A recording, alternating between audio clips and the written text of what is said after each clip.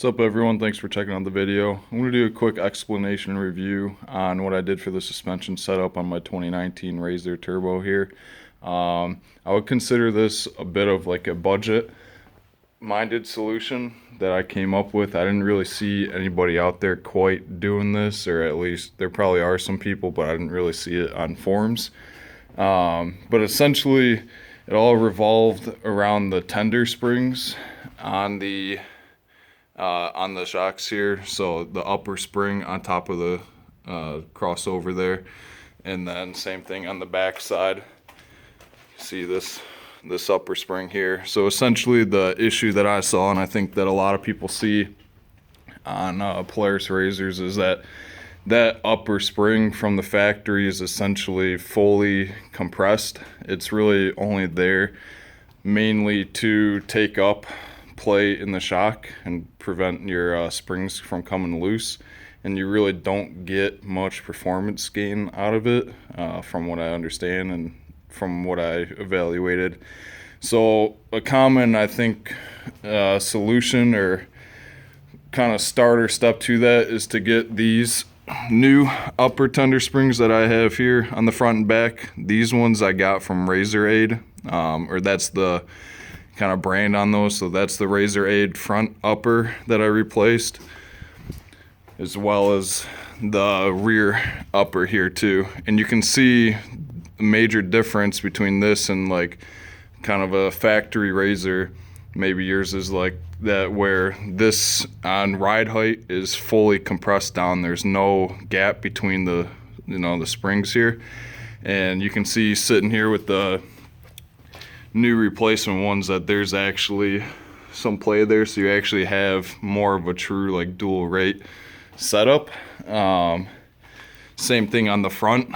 I actually have space between the springs on this upper tender spring now, and so that kind of gives you a bit of enhancement over the stock. And I think what makes it kind of even better, which I did on mine, that I wanted to talk about, is I got these EIBACH crossover rings. That one you can see there on the front, and same thing on the back. You can see a little bit better here. So this crossover ring in here, so these are actually from EIBACH, and that gives you like a true dual rate spring setup when you put this in here. If you only do the RZR AID tender spring up here, you're not really true dual rate suspension. You're really kind of, your spring rate on this is a combination of your upper spring and your lower spring. So really what you're doing, if you only do the upper, is you're kind of really just lowering the overall spring rate on the system, which softens up the suspension and kind of makes it feel better and absorb some some certain type of bumps and chatter bumps a little bit better. But you're not necessarily getting the full advantage of like a dual rate system. So what I chose, and the reason this is kind of a budget, what I'm calling a budget solution, is you're only replacing this upper spring from RZR AID, and then you're getting this EIBACH crossover ring separate, which turns it into a true dual rate, versus going to say like a full EIBACH spring setup where you're replacing all springs and crossover ring, or like a full shock therapy set, which would replace the full system as well. I'm not saying this is as good as those. I doubt it is, but for what I wanted to spend and put into it, I think this actually helped out performance-wise on my machine quite a bit. And basically, I think a lot of it has to do with this crossover ring here, this adjustable crossover ring. So essentially, what it's doing is I have it set up for at ride height here, from this crossover ring to your plastic divider here between your upper and lower spring. I have it set at about 2 inches. So on the back, I'm thinking roughly 2 inches of up travel in the suspension, where it's mainly only compressing this softer upper spring. Then after that first 2 inches of travel, this black piece here bottoms out against this crossover ring, and then you're transferring At that point, all of the vehicle weight down to the larger lower spring for the stiffer spring rate. And that's kind of exactly what makes it like a true dual rate setup, is so that you're getting the benefit of the softer upper spring to kind of absorb some chatter bumps and whoops and stuff a little bit better. But then when you get into some harder G outs or jumping scenarios or larger whoops, once you get through your first couple inches of travel on that upper spring, you then transfer over to your lower spring, and that gives you a lot more bottom out control on those larger, jumps and G outs and bumps, like I said. So that's kind of the advantage of that crossover ring, and obviously it's fully adjustable. I have this rear one, like I mentioned, about 2 inches from this divider here. And I think based on the geometry of the rear suspension, that equates to roughly about 2 inches of wheel travel. And then what I did on the front suspension is similar, but I actually did, I think, roughly only about 1 inch between this plastic divider and the crossover ring in there. And I think based on the geometry of the front suspension with the way the shock is angled up like that and just the geometry of the A-arms, I think like 1 inch of, say, shock travel up here actually is only like half an inch of wheel travel. So having 1 inch, 1 inch of shock travel equals like 2 inches of wheel travel. I had that backwards. So with this setup at 1 inch here, due to the angle and geometry of the suspension on the front, 1 inch of travel on that shock, I'm getting 2 inches out at the wheel, roughly.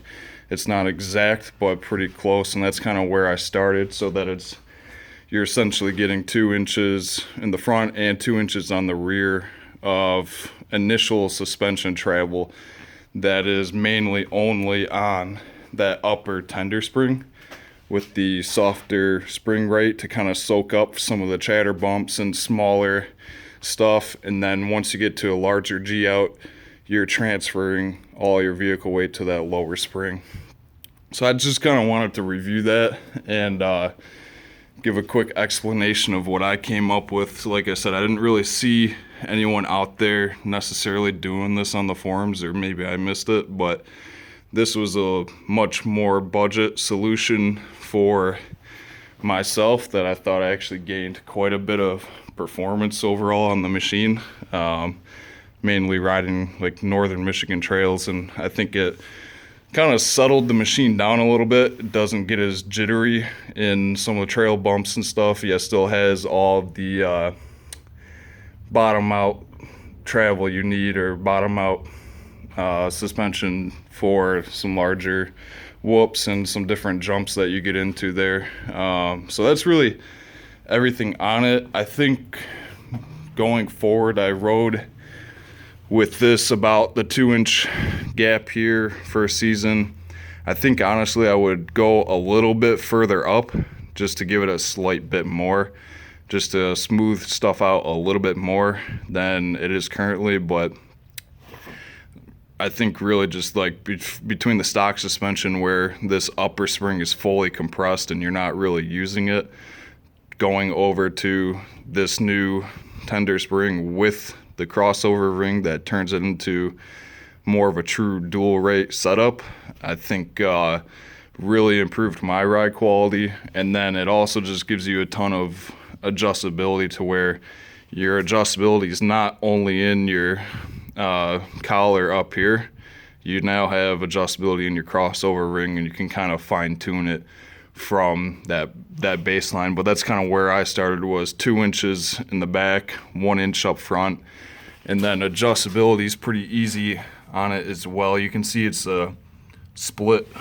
crossover ring. You can see the split here on this side as well as the split on this side. So there's 2 Allen head screws for each side, and you can jack up the machine to get those screws like that so that they're not behind the spring here.